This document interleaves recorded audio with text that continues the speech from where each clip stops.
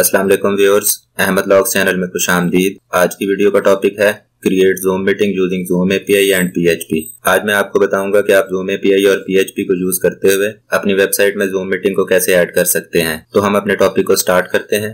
सबसे पहले आपने ज़ूम यूएस पर अपना अकाउंट क्रिएट कर लेना है। तो उसके लिए आपने ये वाला यूआरएल ओपन कर लेना है, marketplace.zoom.us। इसका लिंक मैं नीचे डिस्क्रिप्शन में दे दूंगा और फिर यहाँ से आपने साइन अप के ऊपर क्लिक कर देना है।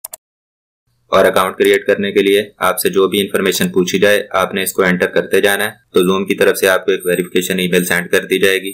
आपने अपने ईमेल एड्रेस को वेरीफाई कर लेना है। तो आपके पास ये वाला फॉर्म ओपन हो जाएगा। यहाँ पर आपने अपनी इंफॉर्मेशन को एंटर करके अकाउंट क्रिएट कर लेना है। तो इस तरह हमारा अकाउंट बन जाएगा।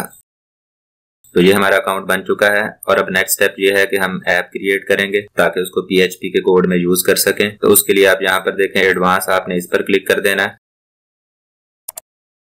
और फिर इसमें ऐप मार्केट प्लेस पर क्लिक कर देना है और फिर यहां से डेवलप और फिर बिल्ड ऐप।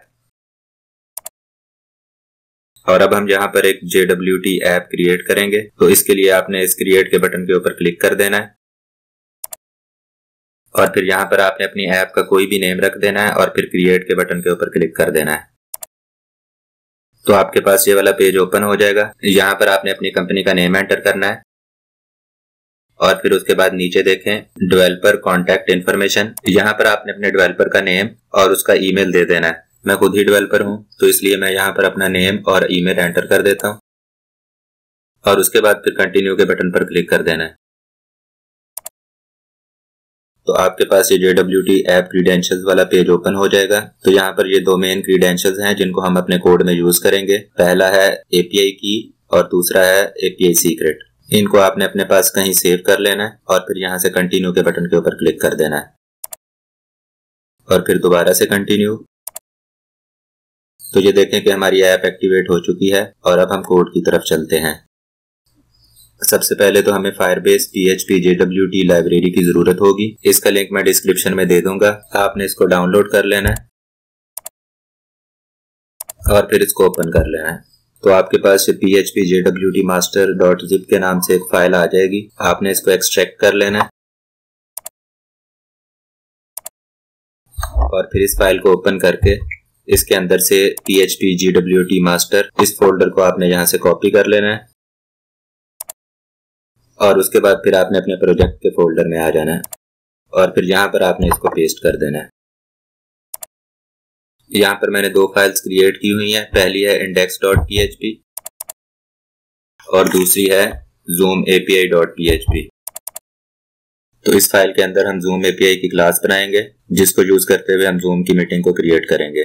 तो सबसे पहले यहाँ पर मैं PHP JWT लाइब्रेरी को इंक्लूड करवा लेता हूँ और फिर उसके बाद मैं इसको यहाँ पर यूज कर लूंगा। और अब मैं यहाँ पर Zoom API की क्लास क्रिएट कर लेता हूँ और फिर इस क्लास के अंदर मैं दो वेरिएबल्स को क्रिएट करूंगा। तो पहला है Zoom API की। इसको आपने अपनी Zoom ऐप में से कॉपी कर लेना है। तो यहाँ पर देखें API की, इसको मैं यहाँ से कॉपी कर लूंगा और फिर वापस आकर यहाँ पर इसको पेस्ट कर देना है। और इसी तरह दूसरा वेरिएबल है Zoom API सीक्रेट। तो उसको भी आपने कॉपी कर लेना है। तो यहाँ पर आप देखें API सीक्रेट, मैं इसको यहाँ से कॉपी कर लूंगा और फिर वापस आकर यहाँ पर इसको पेस्ट कर दूंगा। और उसके बाद नेक्स्ट हमें अपनी ऐप को यूज करने के लिए एक टोकन की जरूरत होगी। तो उसके लिए नीचे यहाँ पर मैं टोकन के लिए कोड लिख देता हूँ। तो यहाँ पर मैंने जनरेट JWT की के नाम से एक फंक्शन बना लिया है और इसके अंदर मैंने दो वैल्यूज ऐड कर दी हैं, एक Zoom API की और दूसरी Zoom API सीक्रेट। और फिर इसको मैं एक अरे के अंदर स्टोर कर रहा हूँ और अरे का नाम रखा है मैंने टोकन। और फिर ये जो टोकन अरे बनाई है इसको मैं पास कर रहा हूँ JWT इनकोड। हमने जो लाइब्रेरी डाउनलोड की है उसके अंदर ये फंक्शन जो है वो डिफाइन है। और ये फंक्शन काम क्या करता है कि इसको हमें दो वैल्यूज पास करनी होती हैं, एक टोकन अरे और दूसरी सीक्रेट की। ये फंक्शन हमें क्या करेगा कि एक टोकन को रिटर्न कर देगा। हम उस टोकन को गेट कर लेंगे और उसके बाद फिर इस टोकन को हम आगे कोड के अंदर यूज करेंगे। और उसके बाद नेक्स्ट अब मैं Zoom मीटिंग को क्रिएट करने के लिए एक फंक्शन बना लेता हूं। तो उसके लिए यहाँ पर मैं नीचे आ जाऊंगा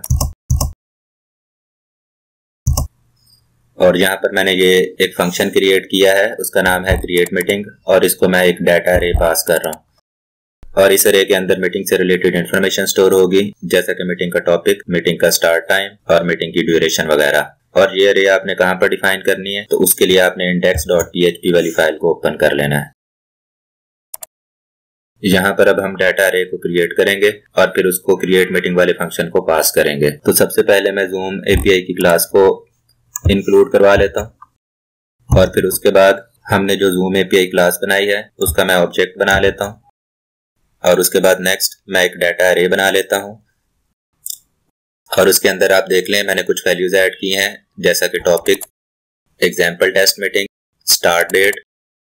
तो यहाँ पर आपने वो डेट और टाइम ऐड करना है जब आपने अपनी मीटिंग को स्टार्ट करना है। तो यहाँ पर मैंने कल की डेट ऐड कर दी है। मेन चीज जो आपने जहन में रखनी है, इसका फॉर्मेट आपने चेंज नहीं करना, फॉर्मेट यही वाला होना चाहिए। और उसके बाद है ड्यूरेशन, तो इसके अंदर मैंने 30 को ऐड किया है, तो इसका मतलब ये है 30 मिनट। तो आपकी मीटिंग की जो भी ड्यूरेशन होगी उसको आपने यहाँ पर ऐड कर देना है, और ये जो वैल्यू है ये मिनट में आपने देनी है। यहाँ पर मैंने 30 मिनट ऐड किया है। और उसके बाद टाइप मैंने यहाँ पर 2 दी है, तो इसका मतलब है ये शेड्यूल्ड मीटिंग है, और इसका जो टाइम दिया है उस टाइम के ऊपर ये स्टार्ट होगी। और उसके अलावा नेक्स्ट यहाँ पर मैंने पासवर्ड को ऐड कर दिया है, आपने कोई भी पासवर्ड जो है वो ऐड कर देना है। तो ये हमारे पास डाटा अरे बन चुकी है, और अब इस डाटा अरे को हम क्रिएट मीटिंग वाले फंक्शन को पास करेंगे। तो उसके लिए आपने यहाँ पर नीचे आ जाना है। सबसे पहले तो यहाँ पर मैं एक ट्राई कैच स्टेटमेंट लगा लेता हूँ, और फिर यहाँ पर ट्राई के अंदर मैं क्रिएट मीटिंग वाले फंक्शन को कॉल करूंगा। तो यहाँ पर आप देख लें कि जूम मीटिंग क्लास के क्रिएट मीटिंग वाले फंक्शन को मैं कॉल कर रहा हूँ, और इसको मैंने डाटा ए जो है वो पैरामीटर पास कर दिया है। तो अब आपको पता लग गया होगा कि क्रिएट मीटिंग वाले फंक्शन में डाटा कहाँ से आएगा। तो ये जो index.php वाली फाइल है, इस फाइल में से हम डाटा को सेंड करेंगे क्रिएट मीटिंग वाले फंक्शन को, और उसके बाद नेक्स्ट दोबारा से मैं जूम api.php वाली फाइल को ओपन कर लेता हूँ। तो इसमें आप यहाँ पर देखें डाटा हमारे पास आ चुका है, और फिर मैं ये क्रिएट मीटिंग के फंक्शन के अंदर आ जाऊंगा। और यहाँ पर सबसे पहले तो मैं डेट एंड टाइम को कन्वर्ट करूंगा। तो डाटा अरे के अंदर हमने डेट एंड टाइम को ऐड किया हुआ था, वो लोकल डेट एंड टाइम था, उसको हम GMT में कन्वर्ट कर लेंगे। तो उसके लिए मैं यहाँ पर कोड लिख देता हूँ। तो हमारे पास यहाँ पर ये जो स्टार्ट टाइम वेरिएबल है, इसके अंदर GMT टाइम जो है वो ऐड हो जाएगा। और उसके बाद फिर नेक्स्ट नीचे मैं एक अरे बना लूंगा, और फिर उसके अंदर जितना भी रिक्वेस्ट डाटा है उसको मैं ऐड कर दूंगा। तो यहाँ पर मैंने क्रिएट मीटिंग के नाम से एक अरे बना लिया है, और index.php की फाइल से जो डाटा हमारे पास आ रहा था उसको मैंने यहाँ पर ऐड कर दिया है। और इसके अंदर जस्ट मैं एक चीज बता देता हूँ आपको, यहाँ पर टाइम जोन। तो यहाँ पर आपने अपना टाइम जोन ऐड करना है, और मैंने जो टाइम जोन ऐड किया है वो एशिया ताशकंद है, क्योंकि जूम की एपीआई डॉक्यूमेंटेशन के अंदर जो पाकिस्तान का डेट एंड टाइम है वो एशिया ताशकंद के नाम से उन्होंने वहां पर ऐड किया हुआ है, तो इसलिए यहाँ पर मैंने एशिया ताशकंद लिखा है। और उसके बाद नेक्स्ट मैं नीचे आ जाता हूँ यहाँ पर।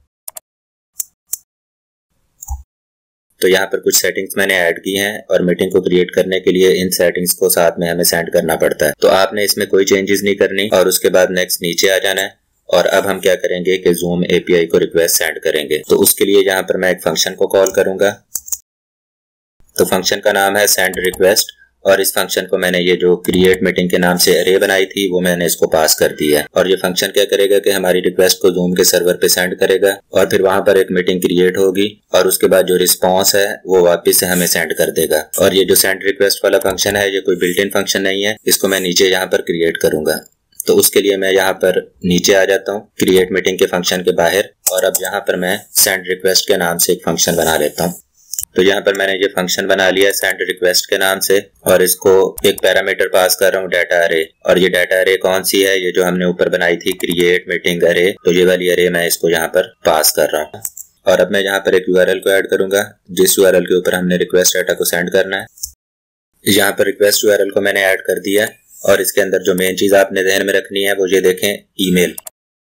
और यहाँ पर आपने अपने उस ईमेल को यूज करना है जिसको यूज करते हुए आपने जूम का अकाउंट क्रिएट किया था। और उसके बाद फिर नेक्स्ट नीचे यहाँ पर मैंने हेडर्स के नाम से एक अरे बनाई है, और इसके अंदर आप देखें ऑथराइजेशन बेयरर, और इसके आगे मैंने वो वाला टोकन ऐड कर दिया है जो कि हमने जनरेट JW की वाले फंक्शन के अंदर बनाया था। वो फंक्शन मैं आपको दिखा देता हूँ। तो यहाँ पर आप देखें जनरेट JWT की, तो ये फंक्शन हमें क्या करेगा कि एक टोकन को रिटर्न करेगा, और उस टोकन को हम यहाँ पर ऑथराइजेशन बेरर के अंदर यूज कर लेंगे। और उसके बाद नेक्स्ट मैं नीचे आ जाता हूँ और फिर यहाँ पर हमारे पास जो रिक्वेस्ट डाटा है उसको मैं जेसन फॉर्मेट में कन्वर्ट कर लूंगा। तो रिक्वेस्ट डाटा को जेसन में कन्वर्ट करके मैंने पोस्ट फील्ड के नाम से एक वेरिएबल बनाया है और इस वेरिएबल के अंदर मैंने इसको स्टोर कर लिया है। और उसके बाद नेक्स्ट फिर मैं रिक्वेस्ट को सेंड करूंगा, तो उसके लिए मैं नीचे आ जाता हूँ और फिर यहाँ पर रिक्वेस्ट को सेंड करने के लिए मैं कोड को ऐड कर देता हूँ। तो यहाँ पर मैं ये रिक्वेस्ट सेंड कर रहा हूँ और इसके अंदर जो मेन चीजें ऐड की हैं वो मैं आपको बता देता हूँ। पहली चीज है ये रिक्वेस्ट यूआरएल। इस यूआरएल के ऊपर हमने डाटा को सेंड करना है और उसके बाद फिर पोस्ट फील्ड्स। तो डाटा को हमने जेसन फॉर्मेट में कन्वर्ट किया था, उसको मैंने यहाँ पर ऐड कर दिया है।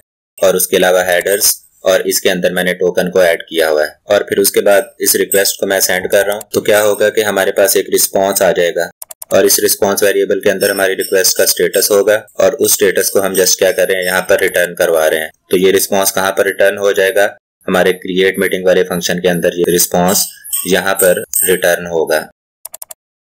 और फिर नेक्स्ट इस फंक्शन से ये रिस्पॉन्स कहाँ पर रिटर्न होगा, तो उसके लिए आप index.php वाली फाइल में आ जाएं।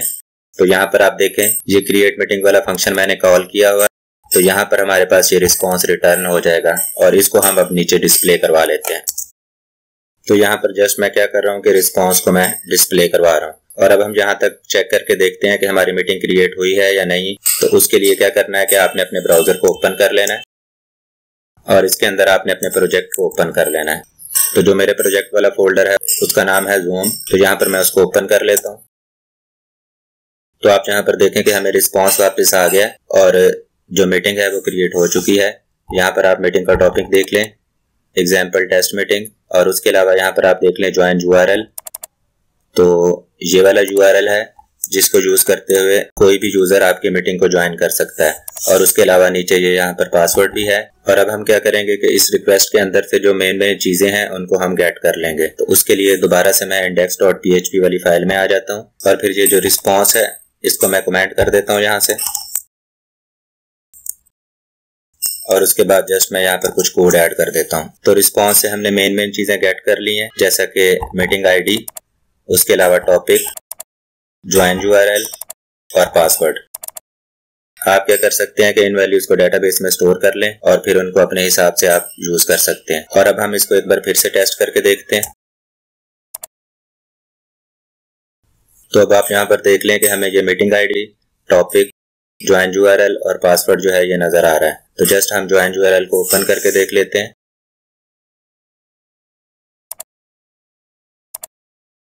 तो ये लॉन्च मीटिंग वाला पेज ओपन हो गया है। आप यहाँ पर लॉन्च मीटिंग पर क्लिक करेंगे तो जूम क्लाइंट के अंदर आपकी मीटिंग जो है वो ओपन हो जाएगी। तो उसके लिए क्या है कि जूम क्लाइंट को आपको अपने कंप्यूटर में इंस्टॉल करना पड़ेगा। और अगर आप चाहते हैं कि मीटिंग जूम क्लाइंट में ओपन ना हो, आपके ब्राउजर के अंदर ही ओपन हो, तो फिर उसके लिए हमें जूम अकाउंट की थोड़ी सी सेटिंग करनी पड़ेगी। तो सेटिंग के लिए आपने अपने जूम के डैशबोर्ड को ओपन कर लेना है और फिर इसके अंदर आप यहाँ पर देखिए सेटिंग्स, आपने इसके ऊपर क्लिक करना है और फिर यहाँ से आपने मीटिंग्स को सिलेक्ट करना है और फिर स्क्रॉल करके एंड पे आ जाना है। और फिर यहाँ पर आप देखें show A join from your browser link, आपने इसको ऑन कर लेना है। और अब हम दोबारा अपने प्रोजेक्ट में आ जाते हैं और यहाँ से अब मैं दोबारा से ओपन यूआरएल के ऊपर क्लिक करता हूँ। और अब आप यहाँ पर देखें कि ये ज्वाइन फ्रॉम यूर ब्राउजर वाला लिंक हमें नजर आ रहा है। और अगर कोई यूजर जो है वो ब्राउजर से मीटिंग को स्टार्ट करना चाहता है तो वो यहाँ इस लिंक पर क्लिक करके इसको स्टार्ट कर सकता है।